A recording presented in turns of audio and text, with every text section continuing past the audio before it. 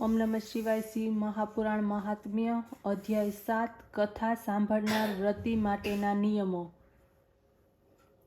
સૌનકજી બોલ્યા, હે સુતપુરાણિક, આપે પરમ પવિત્ર કથાની વિધિ તો સંભળાવી છે, તે હવે આપ કૃપા કરીને શિવ પુરાણને સંભળાવવાનો નિયમ લેનાર વ્રતી માટેના નિયમો કહી સંભળાવો।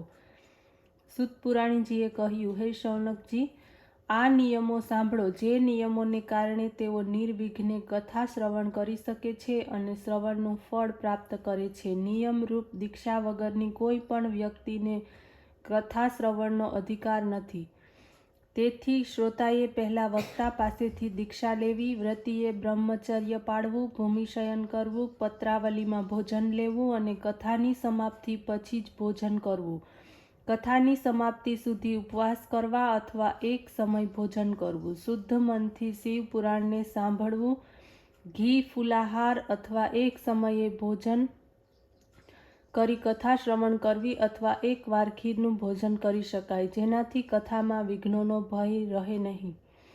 તેવો ખોરાક જેવો કે સ્વાદિષ્ટ મિષ્ટાન, દ્વિદળ અન્ન, ચોળા, મસૂરની દાળ, ટાઢું કે વાસી અન્ન, રીંગણ, કાલિંગડું, મૂળા, કોળી, નાળિયેર અને કોઈ જાતના મૂળિયા ન ખાવા, ડુંગળી, લસણ, હિંગ, ગાજર અને નશાવાળા વસ્તુઓનો ત્યાગ કરવો, કામાદિષ્ટ વિકાર દ્વિજ નિંદા તેમજ પતિવ્રતાને સત્પુરુષોની નિંદા ન કરવી, રજસ્વલાને જોવી નહીં અને બ્રાહ્મણોના દ્વેષી સાથે બોલવું નહીં, સત્ય, પવિત્રતા, દયાને મનમાં ઉદારતા રાખી નિષ્કામપણે કથા સંભળાવવી।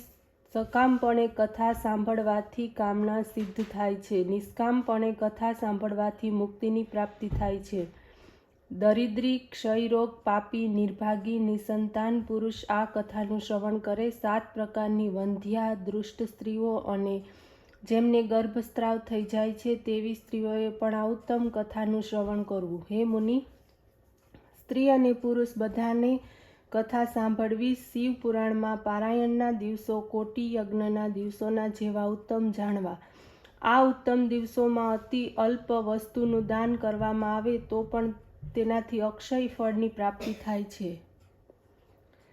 આ પ્રમાણે વ્રત વિધિ કરીને પૂર્ણ આનંદમગ્ન રહી ઉત્તમ રીતે ઉદ્યાપન કરવું। ફળની ઈચ્છાવાળાએ આ ઉદ્યાપન વિધિ 14ને દિવસે કરવી। નિર્ધન શિવ ભક્તોની પાસે ઉદ્યાપન વિધિની અપેક્ષા રાખવામાં આવતી નથી, કારણ કે તે શિવના નિષ્કામ ભક્તો છે, જે શ્રવણ માત્રથી જ પવિત્ર થાય છે। આ પારાયણના યજ્ઞોત્સવની સમાપ્તિ વેળાએ ભક્તોએ પૂજા અર્ચન વિધિ કરવી। શિવ પૂજનની જેમ જ પુસ્તકનું પૂજન કરવું, પછી વક્તાનું વિધિપૂર્વક પૂજન થાય। પુસ્તકના આચ્છાદન માટે રેશમી નવું વસ્ત્ર તેમજ તેના બંધન માટે રેશમી દોરી આપવી।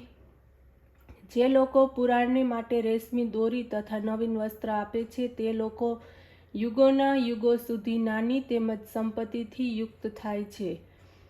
કથાના વક્તાને અનેક પ્રકારના વસ્ત્રાભૂષણ, દિવ્ય પાત્રો, આસન માટે કામળો, મૃગચર્મ, રેશમી વસ્ત્રો, પાટ વગેરે આપવા। જે આ પ્રમાણે આપે છે તેઓ સ્વર્ગમાં પહોંચીને મનોવાંછિત ભોગોને ભોગવીને બ્રહ્મલોકને પ્રાપ્ત થાય છે। ત્યાં એક કલ્પ સુધી નિવાસ કરી તેઓ શિવલોકમાં જાય છે। વક્તાની સાથે બેઠેલા ઉપપૌરાણિકનું પણ આ જ રીતે પૂજન કરવું। બ્રાહ્મણોને અન્ન, ધન વગેરે આપી તેમનો સત્કાર કરવો। નૃત્ય, ગીત વગેરે દ્વારા મહાન ઉત્સવ કરવો। શ્રોતા જો વિરક્ત હોય તો બીજા દિવસે રામચંદ્રજીને શંકરે કહેલી ગીતાનો પાઠ કરવો। જો તે ગૃહસ્થી હોય તો કર્મોને શાંતિ માટે હોમ કરવો। તે હોમ રુદ્ર સંહિતાના દરેક શ્લોકથી, ગાયત્રીથી અથવા શિવ પંચાક્ષર મંત્રથી કરવો। નાના મોટા દોષોની શાંતિ માટે ભક્તિપૂર્વક શિવ સહસ્ત્ર નામનો પાઠ કરવામાં આવે। આને લીધે ફળ સુફળ થાય છે। 11 બ્રાહ્મણોને મધ તથા ખીરનું ભોજન કરાવવામાં આવે, દક્ષિણા આપવામાં આવે અને જો શક્તિ હોય તો 12 તોલાનો સોનાનો સિંહ બનાવીને દાન કરવામાં આવે। દાનના પ્રભાવથી તેમજ શિવના અનુગ્રહથી મનુષ્ય પાપમાંથી મુક્તિ મેળવે છે। આ પ્રમાણે કરવાથી શિવ પુરાણ ભક્તિ મુક્તિને સાથે સંપૂર્ણ ફળ આપનારું છે।